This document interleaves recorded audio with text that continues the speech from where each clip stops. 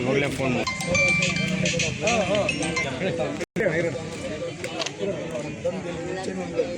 ಅಮ್ಮ ಅಮ್ಮ ಐರಮ್ಮ ಅಮ್ಮ ಒಂದು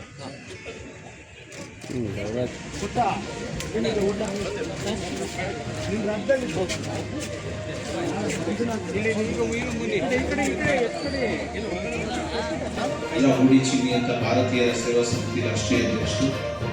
ಇವತ್ತು ಏನು ಅಜ್ಜಿ ಮೇಲೆ ಕಳಂಕ ತರುವಂಥ ಕೆಲಸ ಇವತ್ತು ನಡೀತಾ ಇದೆ. ನಾವು ಅದನ್ನೆಲ್ಲ ಖಂಡಿಸ್ತೀವಿ. ಯಾಕೆಂದರೆ ನಾವು 15 ವರ್ಷಗಳಿಂದ ಅಜ್ಜಿ ಎಲ್ಲ ರೀತಿಯ ಅಣ್ಣ ತಮ್ಮಂದರಾಗಿ ನಾವು ಉಮೇಶ್ ಅವ್ರ ಜೊತೆ ಎಲ್ಲ ಅವ್ರಿಗೆ ಸಮಸ್ಯೆ ಬಂದಾಗ ಹಾಸ್ಪಿಟಲ್ ವಿಚಾರಗಳಲ್ಲಿ ಅವ್ರದ್ದು ಯಾವುದೋ ಒಂದು ಜನ್ಮದಿನ ಆಗಿರ್ಬೋದು, ಒಂದು ವೇದಿಕೆಗಳಲ್ಲಾಗಿರ್ಬೋದು, ನಾವು ಅಜ್ಜಿಯನ್ನು ನೋಡಿಕೊಂಡು ಕಾಪಾಡಿಕೊಂಡು ಬಹಳ ಶ್ರದ್ಧೆಯಿಂದ ಕೊರೋನಾ ಟೈಮಲ್ಲಂತೂ ಪಾಪ ಎಷ್ಟು ಕಷ್ಟಪಟ್ಟಿದ್ದಾರೆ ಅಂದರೆ ದೇವ್ರಿಗೆ ಗೊತ್ತು. ಇದರಿಂದ ಈ ದಿಲೀಪ್ ಅನ್ನೋರನ್ನ ನಾವು ನೋಡೇ ಇಲ್ಲ, ಮತ್ತು ಯಾರು ಹೊರಟಶ್ರೀ ಅನ್ನೋರು ನೋಡೇ ಇಲ್ಲ. ನಾನು ಕೇಳಿದೆ, ನನಗೆ ಫೋನ್ ಮಾಡ್ತಾರೆ ಅವರು, ಫೋನ್ ಮಾಡ್ತೀನಿ ನಾನು ಕೇಳ್ಕೊ ಯಾರು ಏನು ಅಂತ ವಿಷಯ ಗೊತ್ತಾಗುತ್ತೆ, ಈ ಥರ ಸಿನಿಮಾ ತೆಗಿತಾ ಇದ್ದಾರೆ ಅಂತ. ಅವ್ರು ನಮ್ಮ ಹತ್ರ ಮಾತಾಡ್ತಾರೆ, ಉಮೇಶ್ ಅವರು ನಿಜವಾದ ಮಗನ, ಏನು ಪ್ರೂಫ್ ಇದೆ ಅವ್ರ ಮಗ ಅನ್ನೋದಕ್ಕೆ ಅಂತ.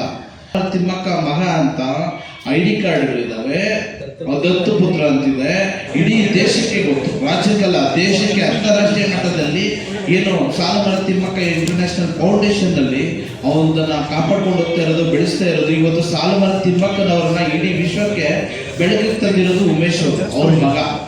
ಅಂಥವ್ರನ್ನ ಯಾರು ಅಂತ ಪ್ರಶ್ನೆ ಮಾಡ್ತಾರೆ. ಇದೆಲ್ಲ ನೋಡ್ತಾ ಇದ್ರೆ ಅವರು ಉದ್ದೇಶಪೂರ್ವಕವಾಗಿ ಅಜ್ಜಿ ಹೆಸರನ್ನ ಕಳಂಕ ತರಬೇಕು, ಅಜ್ಜಿ ಹೆಸರನ್ನ ಹಾಳು ಮಾಡುವಂಥ ಕೆಲಸ ಮಾಡಬೇಕು. ಈಗಾಗಲೇ ಸುಮಾರು ಸಲ ಅಜ್ಜಿ ತೀರೋಗಿದ್ದಾರೆ ಅನ್ನೋದಕ್ಕೆ ಇವರೇ ಪ್ರಚಾರ ಮಾಡಿರ್ಬೋದು ಅಂತ ನನಗೆ ಅನಿಸಿಕೆ. ಇವಾಗ ಸುಮಾರು ಸಲ ತೀರೋಗಿದ್ದಾರೆ ಅಂತ ಅಪಪ್ರಚಾರ ಮಾಡಿದ್ವಿ. ಹಾಗೆಲ್ಲ ನಾವು ತುಂಬ ಕಳಿಸಿದ್ದೀವಿ. ಈಗ ನೋಡಿದ್ರೆ ನಮ್ಮ ಹತ್ರ ನೇರ ಮಾತಾಡ್ತಾರೆ, ಅಜ್ಜಿ ಯಾವ ಕಾರ್ಯಕ್ರಮಕ್ಕೆ ಹೋದ್ರು ಅಲ್ಲಿ ಗೌರವ ಕೊಡೋದನ್ನೆಲ್ಲ ಯಾಕೆ ತಗೋಬೇಕು ಅನ್ನೋ ಲೆಕ್ಕದಲ್ಲಿ ಅಜ್ಜಿಗೆ ವಿರೋಧವಾಗಿ ಮಾತಾಡ್ತಾರೆ. ಬ್ಯಾನ್ ಮಾಡಿ ಅಂತ ಕಂಪ್ಲೇಂಟ್ ಕೊಟ್ಟಿದ್ರು, ಅದನ್ನ ಗ್ರಂಥಾಲಯಕ್ಕೂ ಅವ್ರ ಅರ್ಜಿಯನ್ನ ಕೊಟ್ಟಿದ್ರು. ಅದನ್ನ ಯಾವುದೇ ಕಾರಣಕ್ಕೂ ಪುಸ್ತಕ ಬಿಡುಗಡೆ ಆಗಬಾರ್ದು ಅಂತ ಹೇಳ್ಬಿಟ್ಟು ನಲ್ಲಿಗಟ್ಟಿಯನ್ನು ಅವ್ರ ಮೇಲೆ ಕೇಸ್ ಕಂಪ್ಲೇಂಟು ಸಹ ದಾಖಲು ಮಾಡಿದ್ದಾರೆ. ಆ ಪುಸ್ತಕವನ್ನು ಬಿಡುಗಡೆ ಮಾಡಬಾರ್ದು ಅಂತ ಮಾಡಿದ್ದಾರೆ.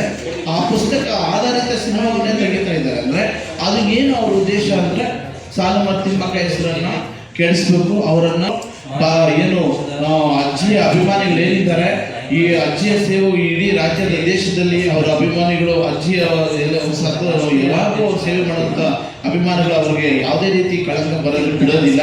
ಇಂಥವ್ರಿಗೆ ಪಾಠ ಕಲಿಸ್ತೀವಿ. ಯಾಕೆಂದ್ರೆ ಈಗ ವಾಣಿಜ್ಯ ಮಂಡಳಿಯಲ್ಲಿ ಹೇಳ್ತಾ ಇದ್ದಾರೆ, ಯಾವುದೇ ಕಾರಣಕ್ಕೂ ಅವರು ಯಾವುದೇ ಒಂದು ರಿಜಿಸ್ಟರ್ ಮಾಡ್ಕೊಂಡಿಲ್ಲ. ನಾವು ಬಂದ್ರು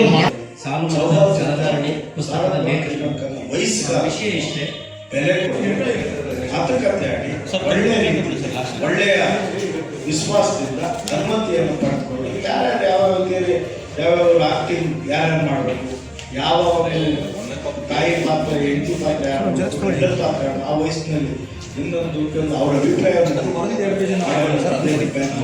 ಅದು ಓಡಾಟ ಬಿಟ್ಟು ಸೌಜನ್ಯಯುತವಾಗಿ ನಡ್ಕೊಳ್ಳಿ ಅಂತ ಹೇಳಿ ಸಂದರ್ಭದಲ್ಲಿ